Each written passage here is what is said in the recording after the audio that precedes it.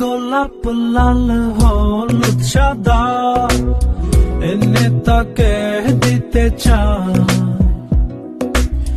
একবার আসুক সে সামনে আমার প্রাণ ভরে দেখতে চাই। আজকে আমরা চলে এসেছি ফুড নেস্ট রেস্টুরেন্টে। সালামু আলাইকুম গাইস, কেমন আছেন সবাই? আশা করি সবাই ভালো আছেন এবং প্রচুর খাচ্ছেন। তো রেস্টুরেন্টের সামনে এসেই আমি সরাসরি চলে গেলাম রেস্টুরেন্টের ভিতরে এবং ভিতরে গিয়ে আমি বসে পড়লাম খাবার টেবিলে। আর টেবিলে বসার সাথে সাথে তারা আমাদেরকে মেনু কার্ডটি হাতে দিল। তাদের মেনু কার্ডটি দেখে আমি তাদের একটি সেট মেনু অর্ডার করলাম। অর্ডার করার পরে আমি তাদের রেস্টুরেন্টটি ঘুরে ঘুরে দেখছিলাম। তাদের ইন্টেরিয়র ডিজাইন গুলো ছিল দারুণ। যারা ছবি তুলতে পছন্দ করেন তাদের জন্য সুন্দর একটি পরিবেশ। খাবারটি সার্ভ করতে একটু লেট হওয়ার কারণে আমি বসে বসে গেমস খেলতেছিলাম। তো এর কিছুক্ষণ পরে আমাদের অর্ডার করা খাবার চলে আসলো।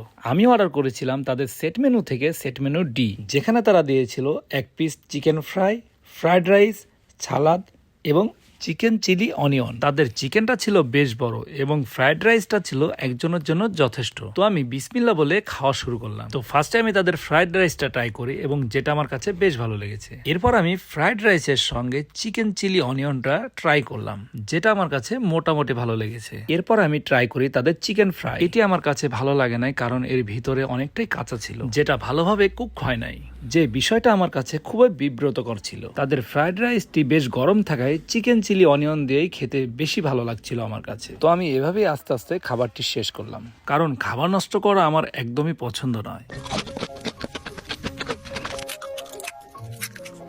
আমরা যে খাবারটি অর্ডার করেছিলাম তার মূল্য ছিল মাত্র 300 টাকা। এই ফুড নেস্ট রেস্টুরেন্টের লোকেশনটি হচ্ছে নাটোর উপজেলা মডেল মসজিদের একদম অপোজিটে। আপনারা চাইলেই পরিবার প্রিয়জনকে নিয়ে চলে আসতে পারেন এই রেস্টুরেন্টে এবং ভিজিট করতে পারেন তাদের খাবারগুলো। তো এই ছিল আমাদের আজকের ভিডিও। দেখা হবে আবারও নতুন কোনো ভিডিও নিয়ে। ততদিন পর্যন্ত সবাই ভালো থাকবেন, সুস্থ থাকবেন। আসসালামু আলাইকুম।